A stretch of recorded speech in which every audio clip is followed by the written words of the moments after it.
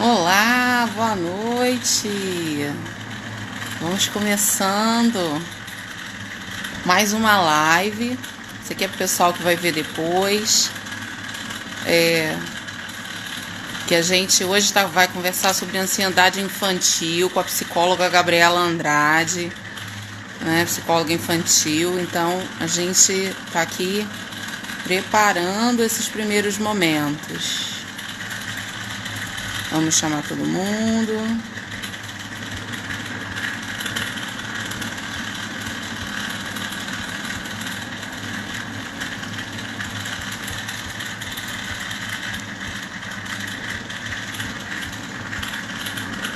Como é que eu te chamo?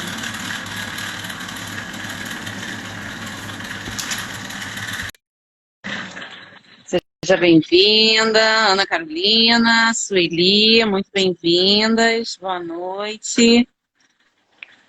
Gabriela está chegando. Boa noite, Gabriela. Seja muito Oi, bem-vinda Ana. Boa noite. na nossa conversa. Tem um pessoal chegando. Quem está chegando, manda um aviãozinho para convidar os amigos para participarem com a gente, conversarem com a gente.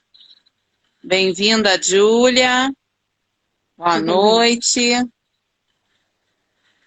Aí a gente vai cumprimentando quem for chegando primeiro, dá tempo. Depois a gente já engrena na nossa conversa. É verdade. Tá conseguindo me ouvir Gabriela, bem, me ver? eu tô te ouvindo bem, mas a sua imagem de vez em quando dá uma interferência. Mas estou te Tá, ouvindo bem. Você também está me tá. vendo bem aqui? Tô te vendo. Tá. Então vamos começando a nossa conversa. Eu botei o tema, mas ele já sumiu. Achei que tinha descoberto como fazia isso. Acho que não. Vou Tentativa e tentar mais erro. uma vez. Não, eu fiz lá, deixei escrito bonitinho e sumiu. Não sei onde foi parar o tema, mas tudo bem, a gente vai falando ele ao longo da live Tá bom. e depois eu estudo isso melhor, porque o meu estudo foi pouco. Vamos treinando, né, para as próximas vezes. Isso, pandemia é tempo de aprender, né? Vamos Verdade. aprendendo. É. Pessoal, ó, vai clicando aí no coraçãozinho, que é para poder a gente convidar mais pessoas para conversar aqui com a gente. E vamos começar a nossa conversa, né? Vamos começar do começo, Gabriela, porque esse é um tema muito pedido, muito solicitado nesses tempos que as famílias estão, uma grande maioria ainda, né, passaram um período todos em casa, e as crianças estão em casa, precisam estar. E aí já era um tema importante, acabou ganhando um volume, né, uma luz muito, muito maior. Mas vamos começar do Uhum. começo. O que é ansiedade? E quando é que ela E- vira, ela vira uma doença, um transtorno? Tá, vamos lá, né? Eu nem cheguei a me apresentar, né, Ana? Acho que é melhor me apresentar antes de falar.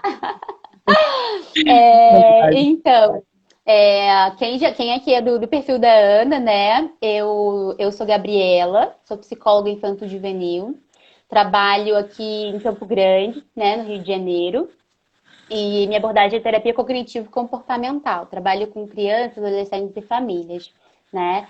É um prazer estar aqui hoje com você, Ana. Muito obrigada pelo convite. E vamos ao nosso tema, né, que é a ansiedade. Então, essa é uma pergunta que muitas pessoas têm dúvida, né? O que é a ansiedade? O que torna a ansiedade um transtorno? O que é a ansiedade normal? O que não é? Basicamente, a ansiedade é uma emoção, né? E ela é natural. Todos nós sentimos ansiedade, pelo menos em algum momento da nossa vida a gente vai sentir, né? Por exemplo, às vezes se expor assim também em uma live, né? Falar para as pessoas. É um momento que ele gera uma certa ansiedade também. E a ansiedade, ela é uma emoção e ela é natural. Todos sentimos, adultos, crianças, todos.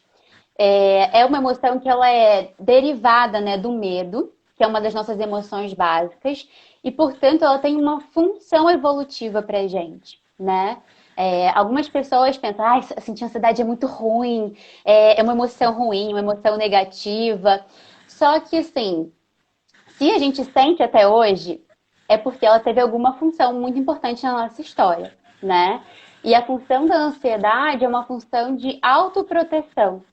Porque eu só consigo fazer movimentos, né, ter comportamentos de evitar riscos e de ter cuidado comigo mesmo se eu tenho algum nível mínimo de ansiedade. Então, a ansiedade, a princípio, ela é uma emoção que ela é para ajudar a gente, né? Ajudar a gente a sobreviver aos riscos. Nos nossos antepassados, né? Nesse período evolutivo, a ansiedade ela tinha essa função de preservar contra predadores, né? De evitar contaminação, de evitar riscos de vida. E naquela época a gente ainda não tinha nossa linguagem muito bem desenvolvida, a gente não era verbal. Então a gente se comunicava através de gestos. O ser humano, a gente usava gestos para se comunicar. Daí as emoções, as nossas emoções, incluindo a ansiedade, elas têm uma função básica de proteção, né, para a gente, para a nossa espécie, e também de comunicação intra e interespécies. Então, quando eu sinto alguma coisa, eu consigo, quando você, né, faz alguma expressão facial, eu consigo ler isso. Por exemplo, te dar um exemplo assim bem básico. Se eu chegasse agora e falasse assim para você: ai, Ana, tô adorando estar aqui com você hoje. Nossa, tá muito bom esse momento. Que o seu cérebro, que mensagem o seu cérebro ativa, né? Quando eu tenho esse Pelo amor de Deus, movimento. ela tá doida pra sumir daqui. Ela quer ir embora. Mas o que eu te falei? Eu falei que eu queria ir embora em algum momento? Não. Falei Não, que eu tava gostando, né? não. Exatamente, mas assim, o nosso cérebro, ele, em primeiro lugar, ele desenvolveu essa parte emocional. Então a gente tem um aparato muito forte dessa leitura, né? A gente se comunica muito mais por gestos, né? Então, pela nossa expressão facial, pela nossa expressão corporal, do que por palavras. Então, basicamente, a nossa emoção, ela é uma forma super sofisticada de comunicação. Apesar da gente já ter desenvolvido a linguagem, apesar de hoje nós termos seres de linguagem, a nossa emoção, ela comunica antes, ela chega antes da gente, né? Então, uma ansiedade, ela tem fator tanto protetivo, quanto de também avisar para o outro dos riscos que tem nesse ambiente. O que acontece geralmente é que a gente tem uma ansiedade que ela é natural, né? Ela precisa ser sentida, porque é isso, se eu sinto ansiedade, eu me protejo. Se eu não sinto, eu me exponho a riscos, né? Eu fico muito mais exposta a todos esses riscos. Por exemplo, agora no coronavírus, né? Se eu não tenho o mínimo de medo possível do que isso possa trazer para mim, eu vou me expor muito mais. Eu vou aglomerar, eu vou sair sem máscara, né? Eu vou me expor a todas essas Gente, tem uma galera situações. que não tem problema de ansiedade, né, Gabriela? Ó, Pode, cada vez que se exatamente. arruma. Então, uma galera que tá ótima. Não tem Tá nada de com, ansiedade. tá com um nível muito baixo, né, dessa ansiedade. Então, eu fico muito mais exposto ao risco. Então, a nossa ansiedade, ela trabalha de uma forma adaptativa para proteger a nossa vida, né? Então, a gente tem um sistema no nosso cérebro, né? Uma estrutura pequenininha, mas que faz um estrago, que é a nossa amígdala. Ela é responsável por detectar no ambiente, ela faz uma leitura muito rápida no ambiente de possíveis riscos que possam ter nesse lugar onde você está, né? Para a gente ter esse momento de preservação. O que acontece num caso de uma criança que é muito ansiosa, de uma pessoa que é muito ansiosa? Essa amígdala ela funciona como se fosse um alarme de carro. Só que não sei se você já teve essa experiência, não sei se quem está aqui já teve essa experiência, mas é muito comum a gente ter, pelo menos em algum momento da vida, algum vizinho que tem aquele alarme de carro que aciona sempre em momentos assim indesejados, né? Do nada, no meio da noite, aciona aquele alarme, faz um barulho danado, acorda todo mundo. E a nossa amígdala acontece basicamente a mesma coisa. Ela é como se fosse um alarme que é para acionar o risco. Se esse alarme do carro ele está funcionando bem, ele vai proteger, por exemplo, de roubo, ele vai proteger, vai avisar para o dono que alguma coisa errada está acontecendo. Só que quando esse alarme está funcionando mal, ele vai ser acionado quando uma folha cair em cima do carro. Essa folha ela tem algum risco real para esse carro? Não tem, né? Não tem, E na aí, verdade, não. o que acontece com as crianças que são ansiosas geralmente é que esse alarme está sendo ativado com qualquer coisa.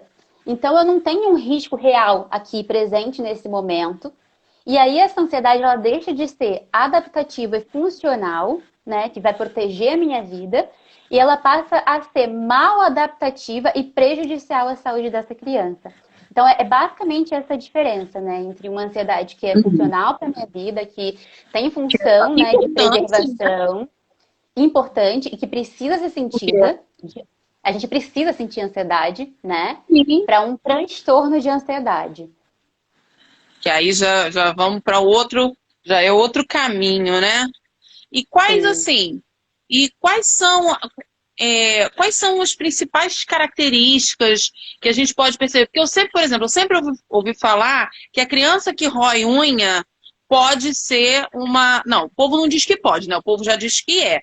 Mas eu não sei, a gente não tem como saber disso, né? Porque a questão do roer unha, mas isso é realmente uma característica da criança com ansiedade, já com uma ansiedade que já começa a crescer e ultrapassar esse limite da saúde, né?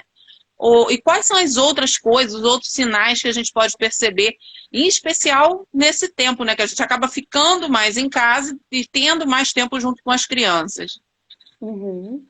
Então, a gente nunca pode pegar, né, nessa área, né, da saúde mental, é um pouco diferente, por exemplo, da área médica.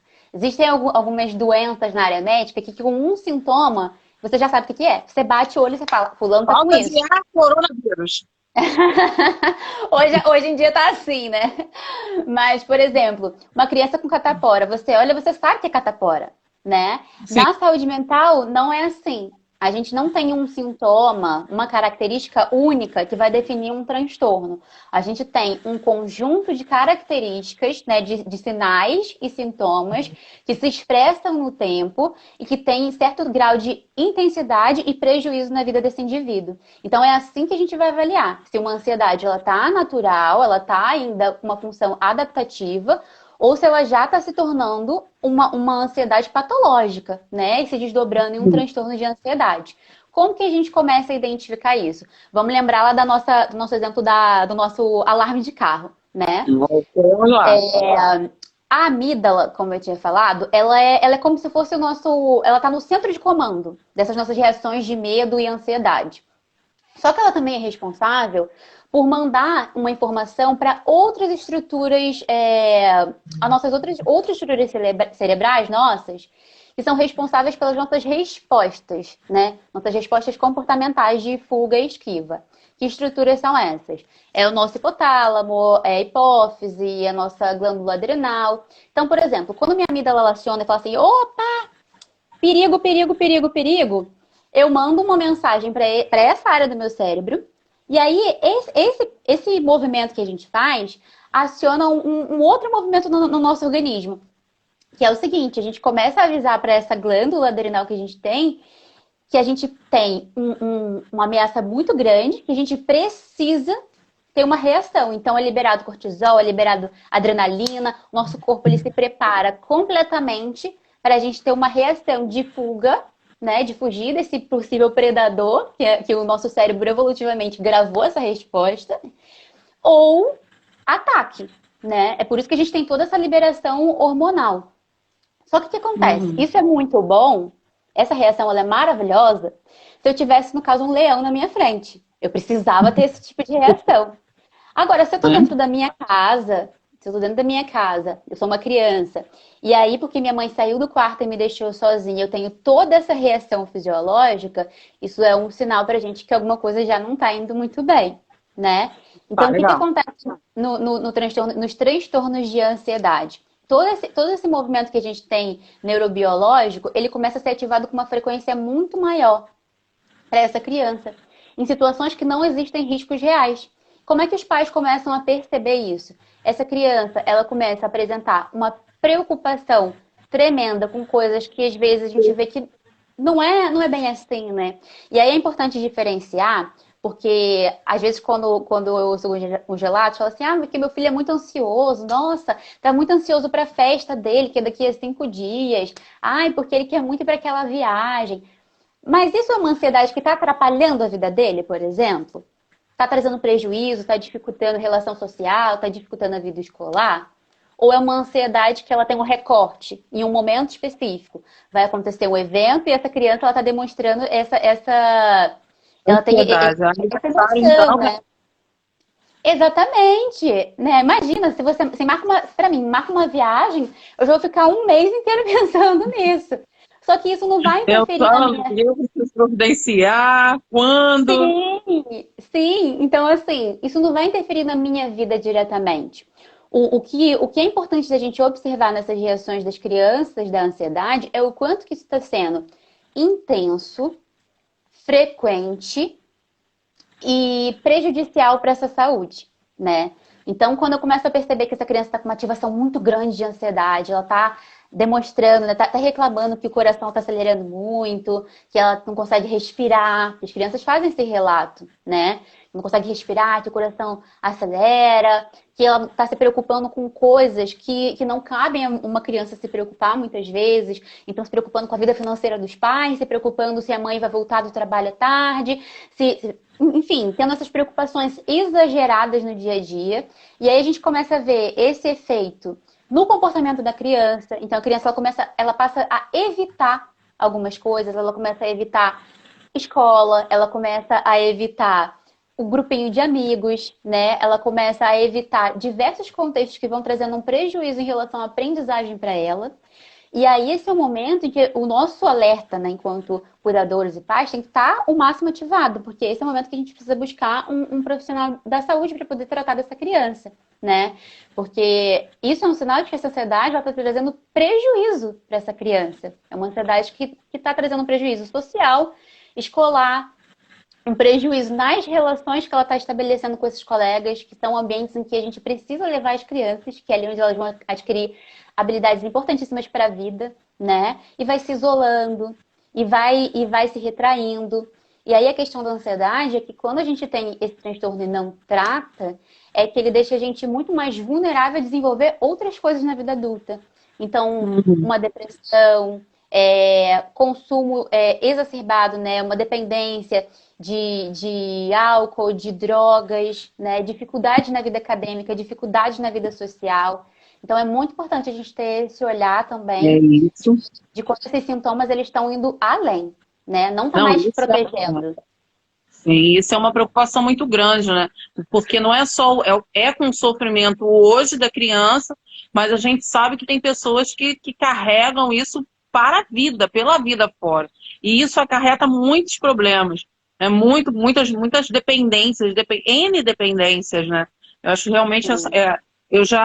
eu tive uma aluna na escola, uma aluna de educação infantil, e foi assim, essa criança foi, eu tenho 20 anos de escola, e essa criança, ela me chamou muita atenção, no caso, ela não foi minha aluna direta, eu sou diretora dessa escola, era uma das alunas, mas era uma criança que ela tinha um medo, mas um medo, ela tinha muito medo de tudo, até de escovar o dente, e a mãe relatava, né, teve outras pessoas que relataram que ela, assim, por exemplo, para tomar um banho, era um caos que parecia que alguém estava matando a menina.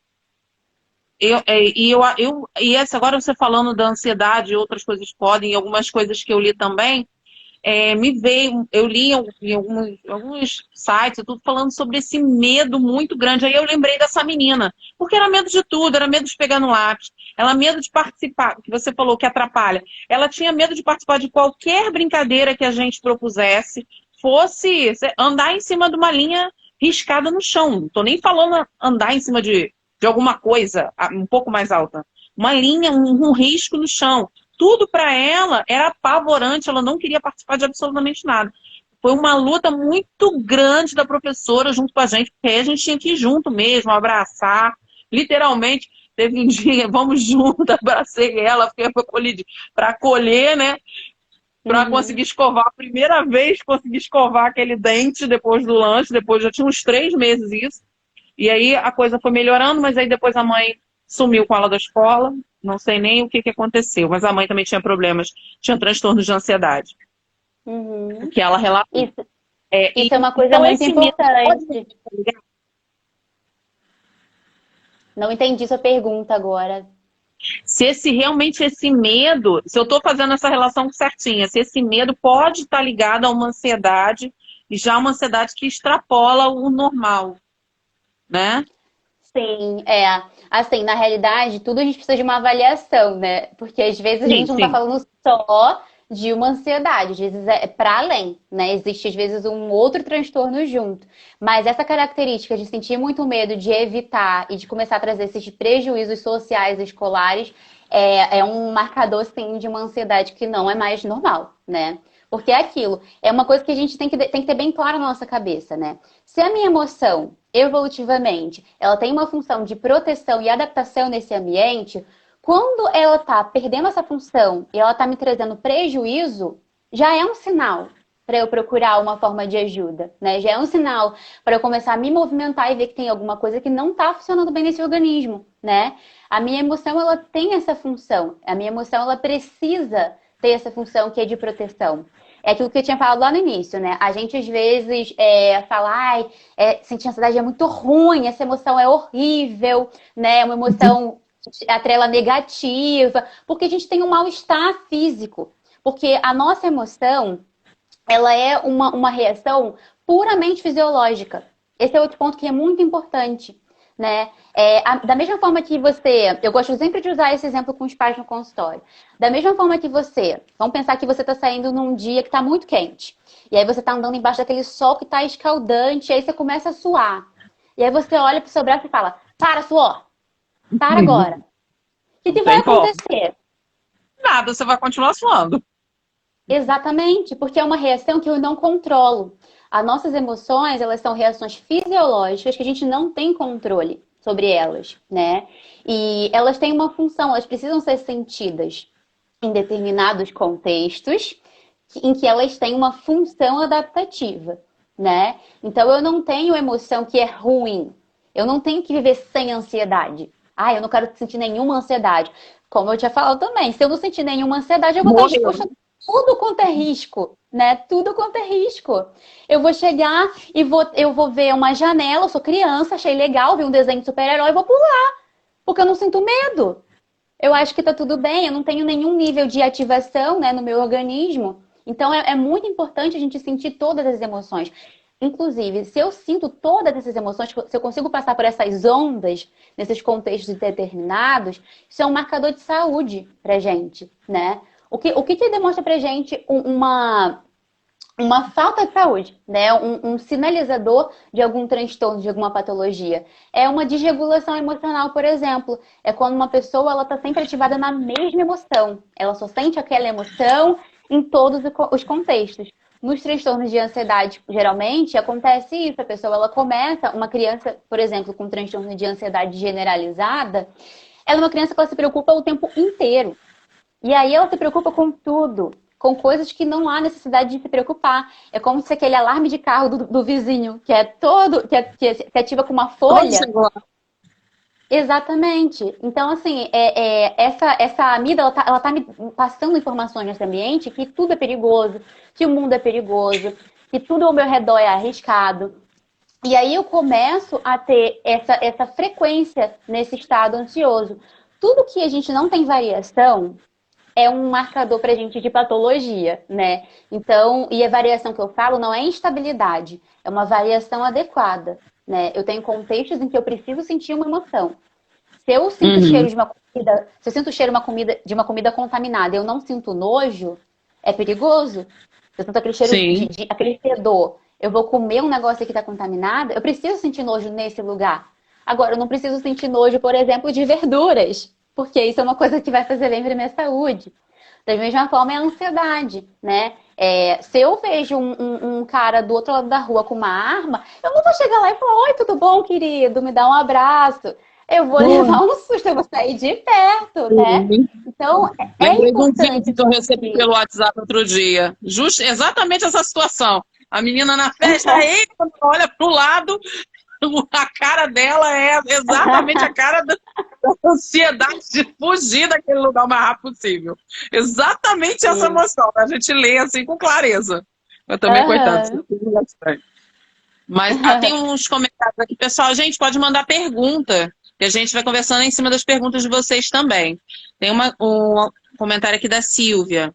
Nesta quarentena tive crises de ansiedade, é muito ruim. Meu filho tem transtorno de ansiedade também. Comecei a tratar quando ele tinha 6 anos. Tinha síncopes e desmaiava. É comum desmaio em síndrome de ansiedade? Porque assim, eu já vi alguns adultos terem... Eu já tive inícios de crise de ansiedade. Não cheguei a, de fato, passar mal, mas amigas minhas já passaram mal de fato. Mas a criança também chega nesse ponto de passar mal, porque as minhas amigas foram como se estivessem infartando, foram para o hospital e tudo mais, e aí lá foi detectado que não era. Não era um infarto, né? E essa característica específica que você falou, né? Ah, que ela parece que estava infartando, isso geralmente está associado a uma crise de pânico, né? Que é um estado de pico de ansiedade que a gente tem. Então, é muito comum pessoas que têm a crise de pânico, elas relatarem essa sensação mesmo. Nossa, parece que eu senti como se eu estivesse morrendo, eu não conseguia respirar, eu achava que eu estava enlouquecendo, né? É um estado de ansiedade que ele vai num pico muito alto e também é muito breve, né? É um período curto nesse pico de ansiedade. O que acontece normalmente, né?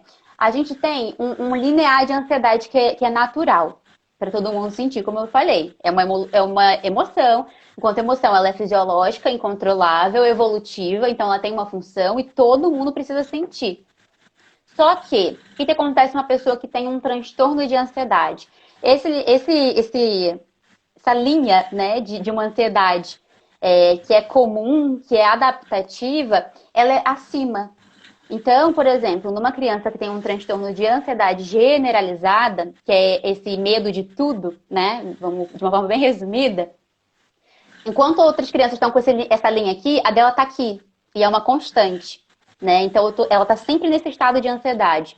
Uma pessoa que tem um transtorno de pânico, que é essa reação, que são esses episódios de taquicardia extrema, de desmaios também. Tem pessoas que chegam a desmaiar, né?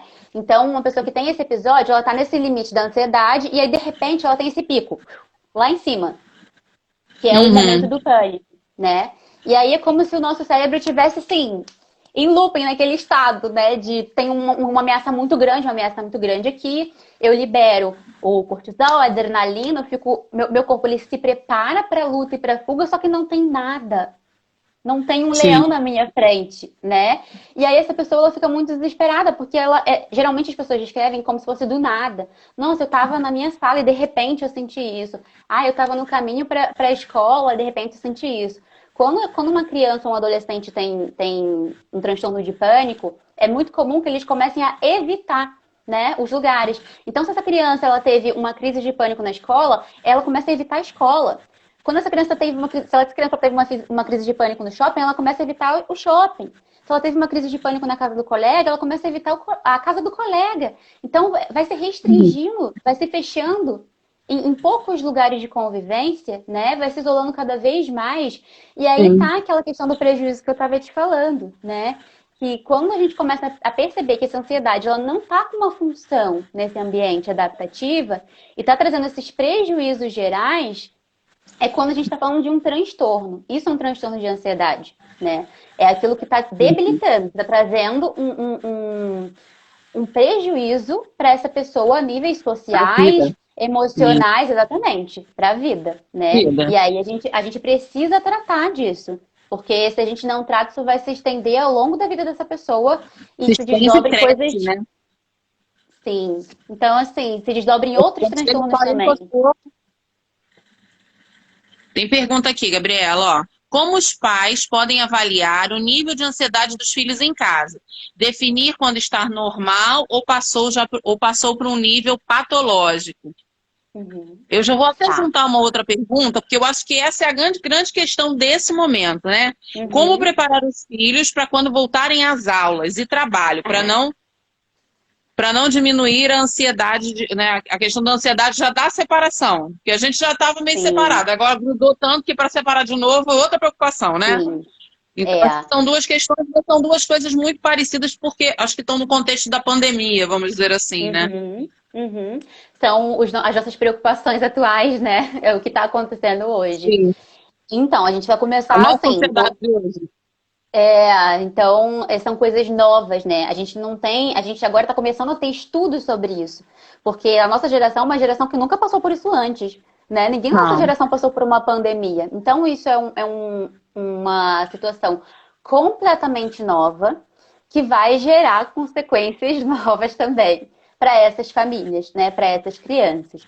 Mas o que a gente já pode observar, o que a gente já pode fazer, né? Em relação a essa primeira pergunta, que era observar em casa. Como é que está essa criança, como é que estão esses níveis de ansiedade? Primeira coisa, a gente está vivendo um momento que é um momento que ele por si só já é ansiogênico para todos nós. A gente não Sim. sabe quando isso vai acabar, a gente não tem previsão de quase nada, né, dessa reação. A gente abre e sai, daqui a pouco a gente volta de novo, porque volta a se contaminar. Então a gente vive uma questão que é uma questão de imprevisibilidade e falta de controle. Isso por si só, para o nosso cérebro, já é um sinal de assim, nossa, estamos em risco, né? Luta e fuga, né? Então, Tome a assim, vida. eu tô super atento para ver se tem uma ameaça. Porque, de fato, a gente está vivendo um período que toda hora pra gente é notificado que a gente tem uma ameaça externa, né? Tem uma doença, as pessoas estão adoecendo, que pessoas estão vindo a óbito. Então, o nosso sistema ele já está preparado para ter uma atenção específica para isso. Então, assim, é muito comum nesse período a nossa ansiedade e a ansiedade das crianças aumentarem, né? Uhum. Porque existe uma situação que é real, é um fato que está acontecendo e é ameaçador para a minha vida. Então, é Sim. natural que eu sinta mais ansiedade, né? É importante que eu sinta um mínimo de ansiedade, porque só assim eu vou ter medidas protetivas. E é para isso que a ansiedade Sim. precisa servir. A ansiedade, ela precisa, nesse momento, ter uma função de me levar a ações para eu me proteger e proteger a minha família. Agora, quando essa ansiedade ela está se relacionando a preocupações, né, que fogem do meu controle, então eu estou preocupado se alguém da minha família vai adoecer, meu Deus, o que eu vou fazer se a tia fulana de tal adoecer? Aí eu fico, meu Deus, tia fulana de tal. E aí eu começo a ficar nesse giro, né, de preocupação. Você começa a observar a criança relatando essas coisas. Então, ai, mamãe, será que você vai ficar doente? Será que eu vou ficar doente? São preocupações que a gente não tem controle, né? Eu costumo usar com as crianças o termo, são pensamentos que não ajudam. Porque eles são pensamentos que eles vão alimentando essa emoção, né? E a gente fica nesse giro, né? Eu penso que alguma coisa muito ruim vai acontecer com a minha família, que minha mãe vai adoecer, que eu vou adoecer, que eu vou perder alguém. E aí eu não consigo agir no ambiente muitas vezes. Essa é uma preocupação que ela não ajuda a gente, né? Que ela deixa a gente ficar estagnado, ela aumenta a nossa ansiedade. Em contrapartida, se eu estou sentindo uma ansiedade que me move a uma ação, então, por exemplo, eu estou sentindo ansiedade, estou com medo de me contaminar, então eu vou lá e compro máscara, eu compro meu álcool em gel, eu tenho cuidado com as coisas que entram na minha casa. São preocupações que eu posso controlar, né? Eu posso ter o controle sobre isso, eu consigo manusear as coisas, eu consigo me proteger. Então, é esse tipo de preocupação que a gente precisa ter nesse momento. O que acontece com as crianças nessa situação específica? Elas perderam espaço de convivência comum, então escola, parquinho, né? Saídas de casa e gasto energético. Então eu tenho todas essas mudanças repentinas, porque ninguém foi preparado que isso ia acontecer. Sim. Eu tenho uma quebra de Você foi um dia rotina para a muito escola, não grande. voltou. Fomos até a sexta, Exatamente. não retornou na segunda. E Não não voltamos retornei mais, mais. né? Exatamente. Então, assim, você percebe que são vários fatores, não é só uma coisa.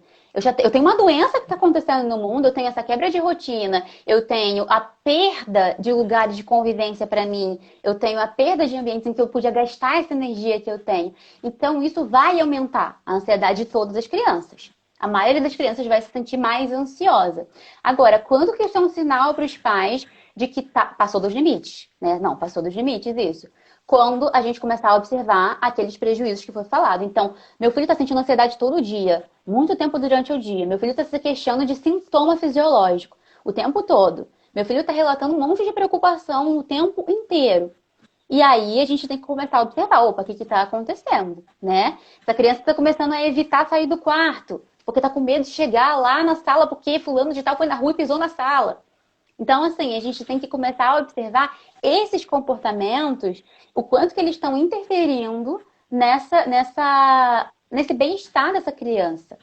Porque a emoção, ela tem um período de duração, né?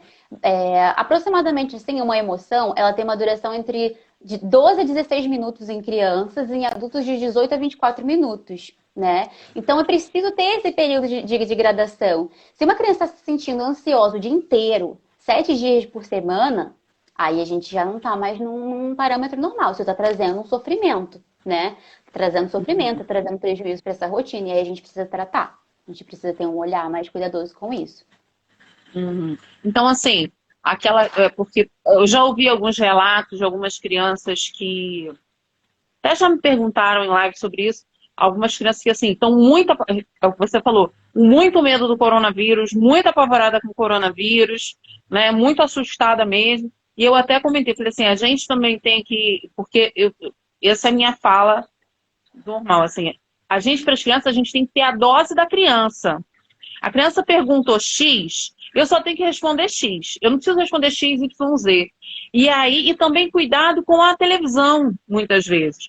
Porque na televisão teve um período que era, principalmente um determinado canal, era da manhã à noite. Então a criança, a gente, adulto, você está fazendo uma coisa, outras vezes você não está nem prestando atenção. Mas a criança está ali absorvendo todas aquelas notícias que de início eram muito terríveis, eram só notícias terríveis, e isso desencadeou um problema adoecido. Então, ele tem, eu sempre acho que a criança tem que saber o que ela precisa saber, no momento. Então, ele precisa saber de coronavírus, sim, mas o que ele precisa mais? Saber que ele precisa lavar as mãos, que se ele precisar ir à rua, ele vai precisar usar máscara, né, passar o álcool em gel. Sim. Tá ótimo.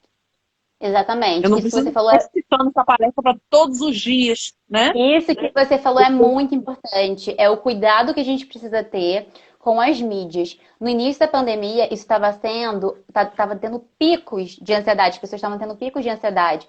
Porque imagina, né? A gente hoje já viu que a gente tem uma estrutura cerebral preparada evolutivamente para alertar a gente de ameaça. Se eu estou assistindo o dia inteiro que existe uma ameaça ali fora acontecendo, o que você acha que vai acontecer? Que você não vê, né? Que não é uma ameaça que você não vai ver. Se eu não tenho controle, que eu não tenho como combater. Então, o nível de ansiedade é muito forte. E aí, isso que você falou é muito importante. As crianças, elas estão em fase de desenvolvimento e elas têm conteúdos que elas podem ou não digerir. Então, tudo que eu vou passar para uma criança é uma coisa que eu preciso pensar antes. Como que eu vou falar sobre isso? O que essa criança precisa saber? Essa criança precisa saber do número de mortos? Essa criança precisa saber que 500 pessoas estão contaminadas? O que essa criança precisa saber para ela se proteger? Essa criança precisa saber que existe uma doença, que isso está acontecendo, que pessoas estão adoecendo sim, que isso é perigoso. E aí, o que a gente pode fazer? Né? Mas, a gente vai falar, mas a gente pode ter formas de cuidado. Então, a gente pode lavar nossas mãos, a gente pode utilizar álcool em gel, a gente pode utilizar a máscara, a gente vai evitar festinhas, a gente vai evitar sair muito com os seus colegas, né? A gente vai se cuidar. Porque apesar dessa doença ser muito ruim, a maioria das pessoas, elas se recuperam, meu filho. Né? Então, a gente vai passar essa informação para essa criança de uma forma que é para ajudar ela, não para aterrorizar ela. Né? Eu preciso que essa criança ela tenha algum nível de ansiedade para ela querer se proteger. Ela precisa saber o que está acontecendo. Senão eu vou pegar, vou soltar meu filho lá de fora de casa, ele vai botar a mão no chão, depois passar a mão no olho. Então, assim, essa criança precisa de fato na boca, né? Essa criança precisa saber de fato o que está acontecendo. Agora, existe uma forma da gente passar isso. Não só para criança, para a gente também. A gente não tem necessidade de ficar 24 horas procurando notícias sobre isso. Né? Uma coisa que eu conversava assim, no início da pandemia com amigas, né? com jovens que eu atendo. Separa um momento do dia para você se atualizar. Uma horinha do seu dia para você se atualizar, para você se preocupar sobre isso. Não precisa ficar vendo o dia inteiro o Jornal da Manhã, o Jornal da Tarde, o Jornal da Noite, procurando na internet, grupos de WhatsApp. Então, a gente não precisa ficar com esse bombardeio também de informação, porque isso vai aumentar a nossa ansiedade, sim. E vai aumentar a ansiedade das nossas crianças, sim. Não tem jeito. Então, eu preciso medir o quanto que essa criança está sendo exposta a essas redes sociais, quanto que essa criança está sendo exposta à TV, a esse conteúdo. Eu preciso ter esse cuidado, né? E na gestão dessas telas. Sempre. sempre. Mas agora, especificamente com isso também. Também, mais esse cuidado. Vamos mais uns comentários aqui. Da Vivian. Imagina aos pais como deve ser difícil ver o filho evitando esses lugares que antes eram prazerosos. E aí a Silvia falou mais um pouquinho com a gente. Percebi que havia algo errado quando ele começou a arrancar os pelos do corpo, cílios, frente do cabelo. Fez tratamento com ansiolítico por 3 meses, por 2 vezes e terapia. Eu acho que o caminho é esse mesmo, é terapia, né? Quando acho que a coisa você já percebe que passou do ponto, é terapia. Uma coisa, Gabriela, que eu gosto, isso eu faço com a minha filha. Eu comecei a fazer bem pequena, porque eu dei uma parada por conta da pandemia, né, na questão da terapia, mas eu acho que todo mundo deveria fazer terapia na vida, pelo menos por um tempo. Porque é muito saudável a gente entrar em contato com a gente e a gente aprender a lidar com as nossas dores. Então, eu comecei a fazer o que com ela? Toda vez que eu pegava, porque a criança, ela sente, mas ela não sabe falar o que ela está sentindo. Ela não sabe dar nome para sentimento direito, né? A minha filha hoje tem 5 anos. Mas Elas precisam desde ser ensinadas, né? A gente precisa isso, ensinar as crianças a dar nome. a dar nome. E aí, como é que eu fui fazendo? Eu comecei nas histórias que eu lia para ela, eu mostrava a carinha das ilustrações e perguntava: o que você acha que ele está sentindo? E aí, feliz, triste, chateado, com raiva, para ela aprender a nomear. Porque quando a gente aprende a nomear, acho que a gente já dá um passo grande, né? Quando a gente entende que o que a gente sente é ansiedade, também a gente dá um passo grande para frente. Opa, eu estou sentindo Sim, é isso, e isso não sim, é real. Você já ajuda esses sim. hormônios a voltarem para o lugar, porque esses hormônios aí não fazem bem nenhum para nada. E eu O fui nosso fazendo isso. cérebro, o nosso cérebro ele é semântico, né? Então eu preciso decodificar essa emoção. Você lembra que eu falei? A emoção ela é uma reação fisiológica. Só que ela precisa de um Uhum, cérebro que ele tem essa capacidade de decodificar o que está acontecendo. Porque quando eu coloco em sim, nome, que aí vira um sentimento, né? A gente fala, eu tô me sentindo angustiado, tô me sentindo que alguma coisa ruim vai acontecer. Eu tô dando voz para essa emoção. E aí, quando sim. a gente dá voz para essa emoção, a gente consegue trabalhar com ela, né? A gente consegue Eu acho entender. E eu acho que esse tempo que a gente vive é um tempo que a gente precisa, acho que, ensinar para. Acho que uma dica para casa é essa, né? Conversar sobre os Sim, sentimentos. Se a princípio não forem os sempre. nossos, então, estamos vendo na televisão, estamos vendo um filme, vamos lá. O que que a menina está sentindo? O que que o menino está sentindo? O que que o outro está sentindo? O que que você está sentindo? Você está gostando? Você não está Uhum. gostando? Né? Acho que Esse é é um da voz. movimento. Esse é um movimento muito importante, né? Um dos fatores protetivos da ansiedade é uma criança que ela tem essa capacidade de regulação emocional. Que é você poder experimentar, passar por todas essas ondas, né? Existe uma metáfora que eu gosto muito de utilizar no consultório, que são de dois psicólogos que eu sou muito fã, o Renato e a Marina Caminha, falo sempre deles para todo mundo. Então, assim, eles usam uma metáfora que é muito boa da gente usar com as crianças. As nossas emoções, elas são como ondas. Se a gente for observar a onda do mar, o que acontece? Tem ondas que são grandes, tem ondas que são pequenas, e elas passam. Elas não ficam muito tempo, elas passam. A gente não é o que a gente sente, a gente é o barco, né? E aí a onda vai passar e o barco ele vai continuar. Então não é porque eu tô me sentindo ansioso agora que eu sou uma pessoa muito medrosa, que eu não tenho capacidade para nada, né? Que isso já tá, a gente tá como se a gente estivesse vestindo essa emoção. Eu sou essa emoção. Não, eu sou o barco. Então, eu sinto ansiedade, eu sinto medo, eu sinto raiva, eu sinto alegria, eu sinto tristeza. E é importante as crianças entenderem essa capacidade da nossa emoção de vir e ir embora, né? Eu tô me sentindo Muito ansiosa bom, eu vou agora, eu usar isso fiquei aqui em com casa. medo. É ótimo, eles entendem muito, né? E é muito legal porque a gente mostra mesmo o barco. Eu sou como o barco, então assim, eu não sou essa emoção. A minha ansiedade ela tá vindo, é desagradável, né? Me gera aquela sensação desconfortável em mim, mas da mesma forma que ela veio, ela vai embora. E da mesma forma que ela veio, pode vir daqui a pouco a alegria, o amor, né? Que são emoções que são agradáveis de sentir, que me trazem prazer. E é isso que as crianças também a gente precisa conversar. Uma das coisas mais importantes nesse período é a gente começar a validar a expressão das emoções das crianças. Então, se teu filho ele chega para você e fala, eu tô com medo, ao invés de você se assustar, porque às vezes a gente também precisa regular a nossa emoção antes de falar com as nossas crianças, né? É a gente respirar fundo e perguntar: o que você está sentindo? Por que você está sentindo isso? É dar voz para essa emoção dessa criança. O primeiro passo sempre. né? Essa criança ela precisa entender que a emoção dela é natural, ela é incontrolável. A gente não controla a emoção. A gente não vai controlar a onda, a gente vai controlar o barco. Então, assim, a emoção, ela é natural, ela tem uma função. A gente não controla a emoção, a gente controla comportamento. A gente aprende a modificar comportamentos e a gente aprende estratégias para regular a nossa emoção. A gente nunca vai controlar a nossa emoção. Da mesma forma como a gente não controla o suor, da mesma forma se eu estou morrendo de fome, eu vou falar, passa fome, e a fome não vai passar, né? Não vai passar. Então, é muito importante a gente ter essa consciência, né? Enquanto cuidadores, enquanto pessoas que cuidam de crianças.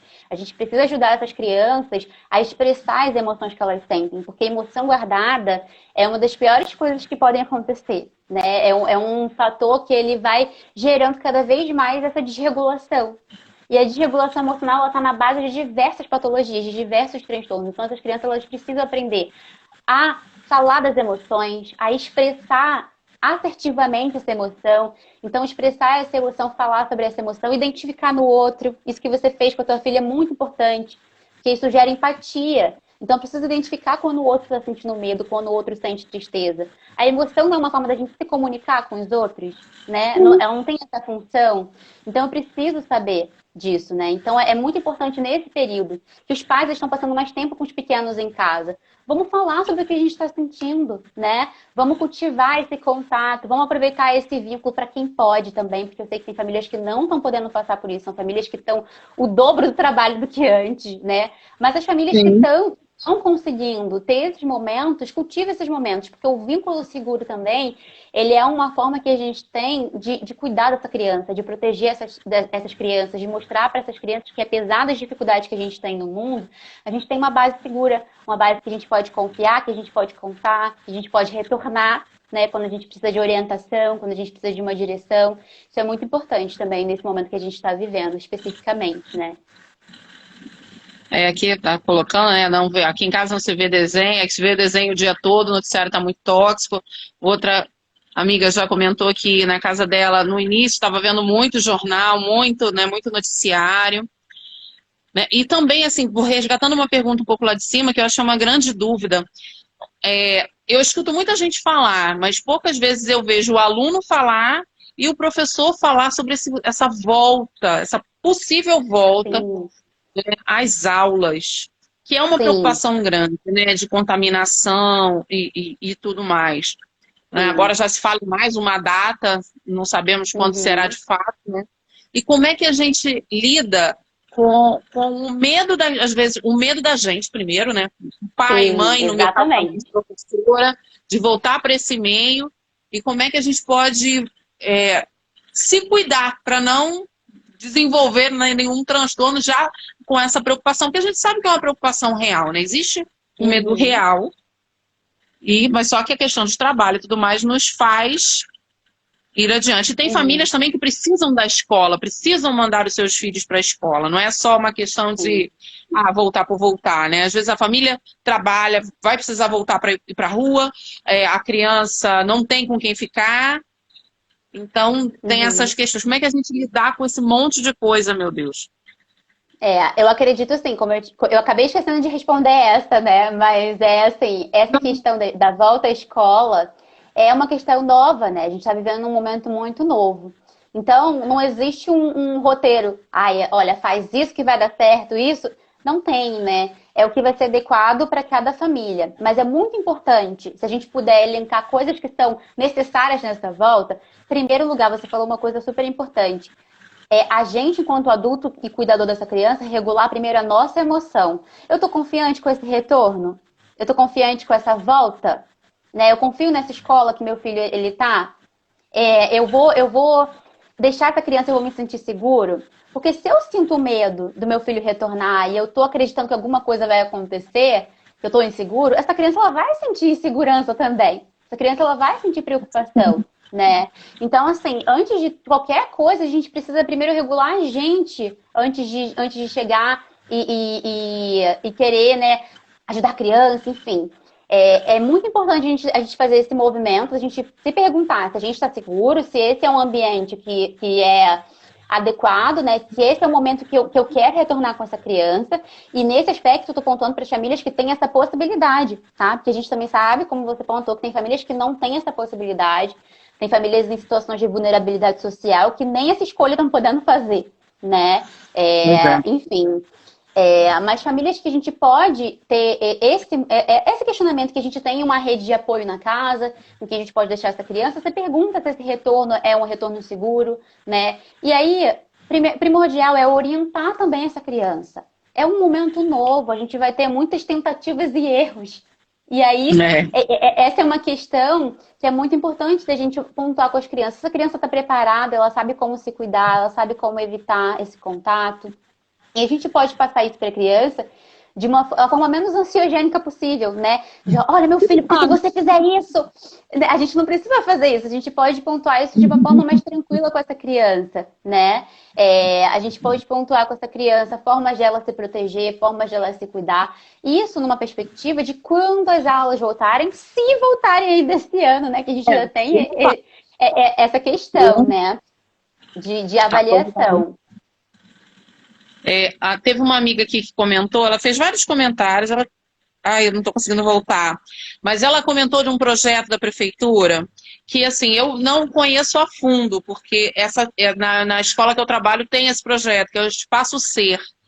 E é um projeto lindo, porque é um projeto que trabalha justamente com as emoções e desde a educação infantil. E aí tem o cachorrinho, e as crianças levam o cachorrinho para casa, dão o nome para o cachorrinho. Tem toda uma vivência socioemocional. Eu acho que esse é um trabalho que vai ser muito importante nesse retorno, seja ele quando for, né? Porque essas crianças vão voltar, como nós também, vamos voltar com as histórias muito modificadas, por um período de alguns de muita dificuldade, alguns com a perda de pessoas, de entes queridos, né? Outros com problemas financeiros sérios. Então, acho que esse retorno, ele tem que ser pensado. Eu acho que a saúde é um momento que tem que vir junto. Exatamente. Nunca houve tanta necessidade, né, de a gente falar sobre emoções na escola.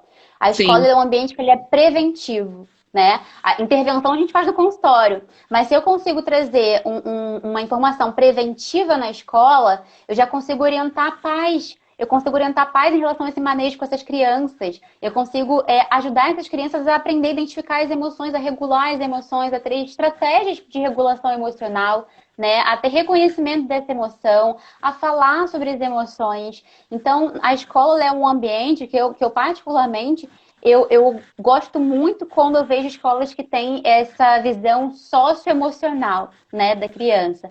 Porque isso faz toda a diferença. Isso faz toda a diferença nesse processo, né, de construção de um ser humano. E nesse período a gente nunca houve tanta necessidade disso ser feito dentro das escolas. Porque não existe... Nem todo mundo vai chegar no consultório, nem todo mundo tem condição de ir para um consultório. Então, se eu posso fazer um trabalho preventivo com essas crianças, esse trabalho precisa ser feito de alguma forma, né? Então, é muito importante. Escolas que se mobilizam nesses projetos. E assim, Gabriela, a gente está chegando no final, uma pena que por mim eu bati a papo com você aqui até amanhã de manhã. Que assunto tem a Foi ótimo. Eu quero muito te agradecer a tua disponibilidade, o seu aceitar. A gente está se conhecendo por aqui, mas eu vou fazer questão de te conhecer pessoalmente, porque dar um abraço quando puder, né? Não vai ser agora. Muito obrigada mesmo por estar compartilhando comigo esse momento que a gente vai construindo, né? Eu estou construindo a gente vai fazendo essas lives, porque eu acho que quando eu falo de psicopedagogia, que é o meu lugar de fala, eu estou falando do aprender. Só que eu preciso da emoção, porque o ser, ele é holístico, né? Ele não é uma coisa só. Então, a gente precisa falar de sentimento, a gente precisa falar de emoção, e ninguém melhor do que uma psicóloga maravilhosa como você para estar aqui dividindo esse momento com a gente. Muito, muito, muito obrigada. Obrigada pelo convite, Ana. Foi um prazer. Assim, o pessoal, eu vou deixar gravado a live, depois quem quiser assistir, quem quiser rever, né, o contato da Gabriela, eu vou marcar a Gabriela, quem tiver interesse. Gabriela atende aqui em Campo Grande mesmo, no Rio de Janeiro, é onde eu faço terapia, inclusive, o pessoal é muito bacana. A gente vai ter mais uma live para falar de ansiedade agora para o adulto mesmo, para gente adulto, pai, mãe, professor, pessoa, né, que a gente também precisa. E eu só tenho realmente a agradecer, viu? Muito obrigada. Obrigada a todos que participaram com a gente. Ó, muitos Obrigada, beijos. Ana. Obrigada mesmo, Gabriela. Até Boa mais. Quer falar noite. alguma coisa? Ah, tirou uma Não, foto nossa, gente. Vamos tirar uma foto, pessoal. Tira uma foto aí, pra gente registrar o momento. Ih, meu Deus, eu tô tentando tirar, não consigo. acho que eu consegui, eu acho que eu consegui. Só não sei se eu tirei já sorrindo. Eu ainda estou aprendendo, mas eu chego lá. Obrigada, amiga. Fica com Deus. Então, quer falar mais alguma coisa? Tchau. Não, acho que você já falou tudo. Já fez um ótimo fechamento. Foi um prazer. Muito obrigada por esse convite.